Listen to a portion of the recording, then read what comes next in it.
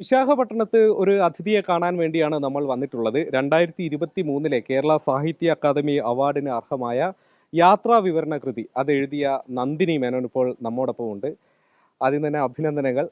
മറുനാട്ടിലാണ് ജീവിക്കുന്നത്, പക്ഷേ മലയാളത്തെ ഇത്രയേറെ സ്നേഹിച്ച് ഒരു മലയാള കൃതി എഴുതി ഒരു പുരസ്കാരം നേടുമ്പോൾ അതൊരു പ്രത്യേക അനുഭവമാണ് അല്ലേ? തീർച്ചയായിട്ടും ഞങ്ങളൊക്കെ മലയാളികൾ തന്നെയാണ്. മലയാളം മിഷന്റെ ആന്ധ്രാപ്രദേശ് സെക്രട്ടറിയാണ് ഞാൻ. മലയാളം എന്നുണ്ട്. 30 വർഷത്തിലധികമായി പ്രവാസ ജീവിതം. പക്ഷെ അത് മലയാളം മറക്കാനല്ല, വേറെ ഭാഷകൾ കൂടെ പഠിക്കാനുള്ള ഒരു അവസരമായിട്ടാണ് അത് മാറിയത്. അതുകൊണ്ട് മലയാളത്തിൽ എഴുതുക എന്നുള്ളത് ഒരു അത്ഭുതമായിട്ടുള്ളൊരു കാര്യമല്ല. ബുക്ക് ആംചോ ബസ്തർ.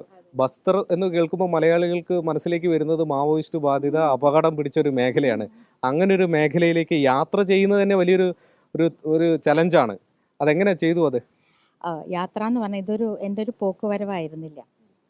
ഒരു 3.5 വർഷത്തെ എൻ്റെ ജീവിതത്തിന് ശേഷമാണ് ഞാൻ ഈ പുസ്തകം എഴുതുന്നത്. പലവട്ടം പോയി. പലവട്ടം. ഒരു മാസത്തിൽ തന്നെ ചിലപ്പോൾ 2 തവണയൊക്കെ ഞാൻ അവിടെ പോയിട്ടുണ്ട്. അപ്പോൾ ആദ്യം ഞാൻ അവിടുത്തെ ഒരാളായി, അവരുടെ കൂട്ടുകാരിയായി, അവർക്കൊപ്പം നടക്കുന്ന ഒരാളായി. അന്നും ഞാൻ പുസ്തകത്തെ എഴുതുന്നതിനെ കുറിച്ച് കാണുമ്പോൾ അവര് നമ്മളെ അടുപ്പിക്കും അങ്ങോട്ട്, ആ നാട്ടുകാരൊക്കെ. 1.5 വർഷം, ഞാനൊരു 1.5 വർഷം എടുത്തു എനിക്ക് അവിടെ ഒരു കൂട്ടുകാരനെ കിട്ടാൻ. ഷക്കീൽ റിസ്വി, അദ്ദേഹമാണ് എനിക്ക് ആദ്യം അവിടെ ഞാൻ പരിചയപ്പെടുന്ന അവിടുത്തെ ഒരു വ്യക്തിയായിട്ട്.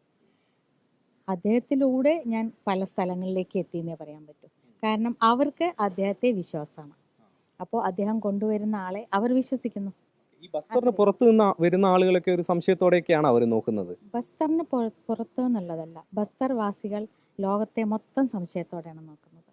ബസ്തറിന് പുറത്തുനിന്ന് വരുന്ന ഒരാൾ, അകത്തുനിന്ന് വരുന്ന ആൾ നല്ല അകത്തുണ്ടല്ലോ. എത്ര ഫോഴ്സാണ് ഇപ്പോൾ അവിടെ. ഓരോ 500 മീറ്ററിലും നമുക്ക് ഓരോ ക്യാമ്പ് കാണാൻ പറ്റും.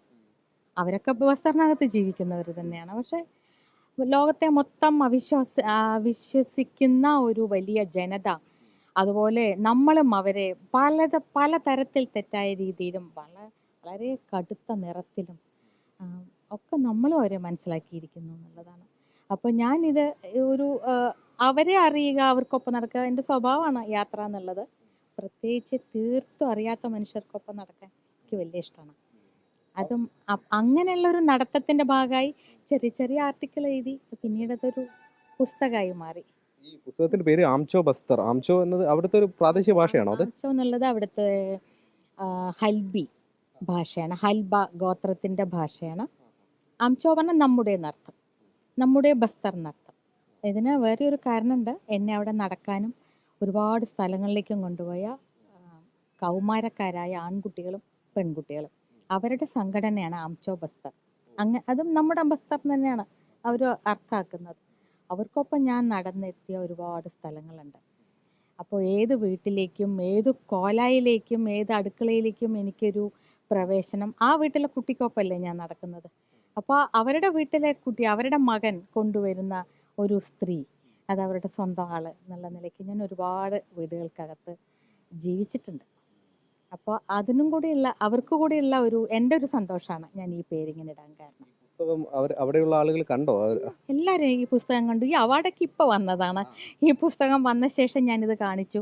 അപ്പോൾ അവരെനിക്ക് ആംചോ ബസ്തർ എന്നെഴുതി അവരൊരു ടീഷർട്ട് ഇടാറുണ്ട്, ആംചോ ബസ്തർ വോളണ്ടിയേഴ്സ്. അതെനിക്ക് തന്ന് ഞങ്ങളെല്ലാവരും കൂടി ഇത് ആഘോഷിച്ചു. ഈ പുസ്തകം വന്നത് ഇതിലും മലയാളമാണ്. അവർക്കാർക്കും മലയാളം അറിയില്ല.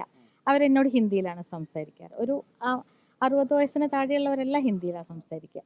പക്ഷേ അവർക്ക് എന്നെ വിശ്വാസമാണ് ഞാൻ അതിലെന്ത് എഴുതിയിരിക്കുന്നു എന്നുള്ളത്.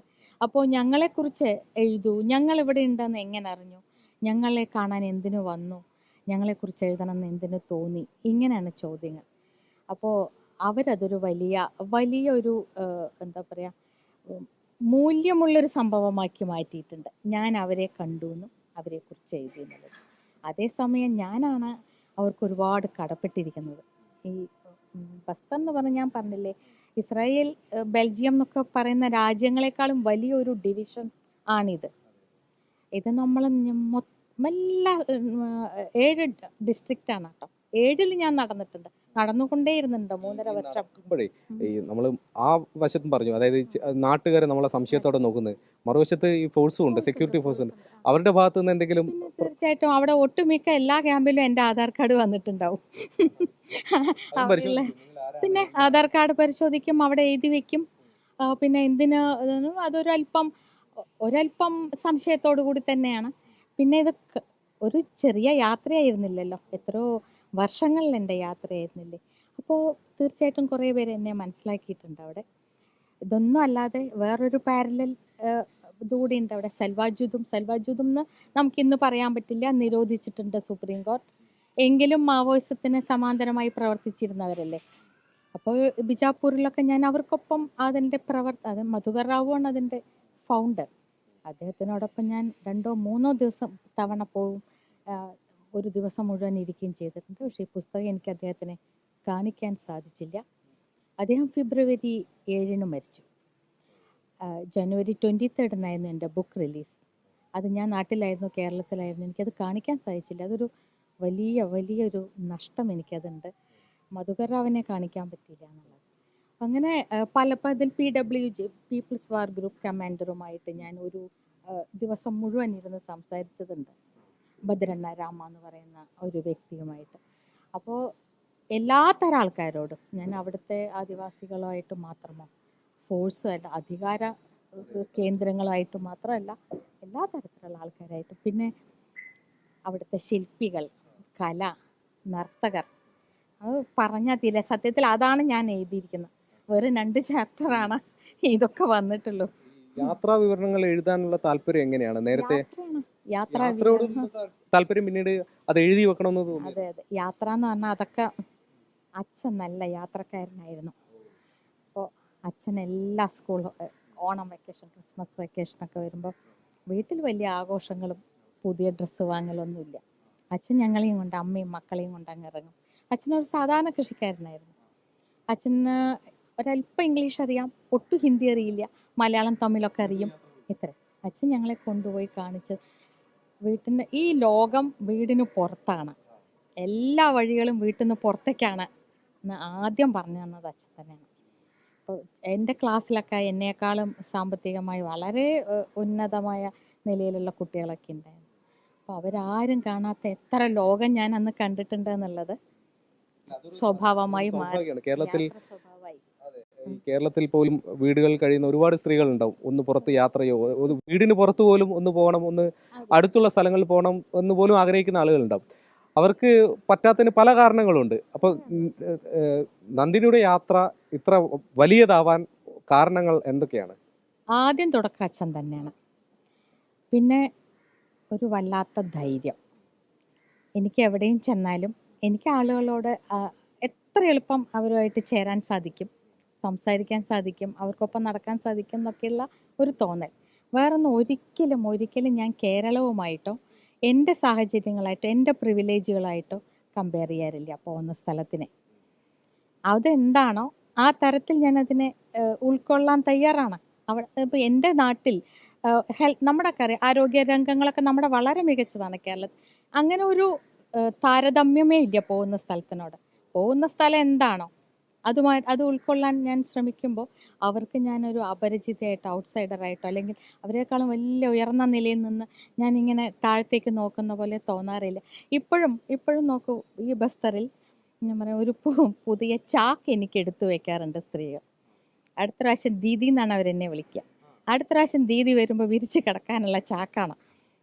അപ്പോൾ അത്രയ്ക്കും അവരിൽ ഒരാളായിട്ട്, അല്ലെങ്കിൽ അവരുടെ കൂടെ തന്നെയുള്ള ഒരു വ്യക്തിയായിട്ട് മഹുവ മദ്യം അവിടെ ആർക്കും വാറ്റാം, ആർക്കും കഴിക്കാം. അതൊരു ആതിഥ്യ മര്യാദ കൂടെയാണ് ഈ മഹുവ മദ്യം തരുന്നത്. ഒരൽപ്പം തരും.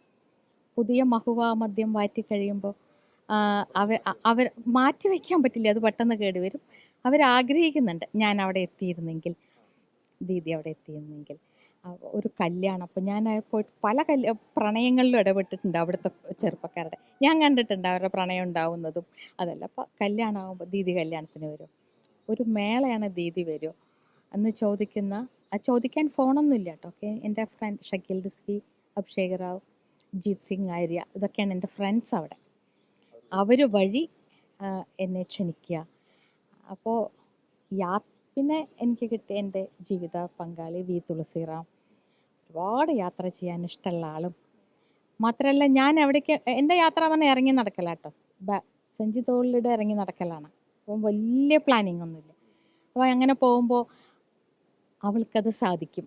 എന്നുള്ള ഒരു തോന്നലുണ്ടല്ലോ, എനിക്ക് തരുന്ന ഒരു വലിയ സർട്ടിഫിക്കറ്റ്. അവളെ കൊണ്ടത് നടക്കും. അവൾ തനിച്ചു പോയാലും, ഞാനിപ്പോൾ ഭൂട്ടാൻ യാത്രയ്ക്ക് എൻ്റെ തനിച്ചായിരുന്നു, നടക്കും എന്നുള്ള നമ്മളുടെ കൂടെ ഉള്ള ഒരാൾ പറയുമ്പോൾ അന്ന് കിട്ടുന്ന ഒരു സന്തോഷം. മകനും യാത്രക്കാരനാണ്, വലിയൊരു പിന്തുണയാണ്, വലിയ പിന്തുണ തന്നെയാണ്. എനിക്കിഷ്ടമാണ് ഒറ്റയ്ക്കുള്ള യാത്രകളും ഒറ്റയ്ക്കുള്ള നടത്തങ്ങൾ എനിക്ക് വളരെ ഇഷ്ടമാണ്. ഞങ്ങൾ 3 പേരും ചേർന്ന് പോകുമ്പോൾ അത് വേറൊരു തരം യാത്രയാവും, പക്ഷെ എനിക്കതിഷ്ടം. അപ്പോൾ സ്വഭാവം എന്ന് പറയാം യാത്രയെ വേണമെങ്കിൽ.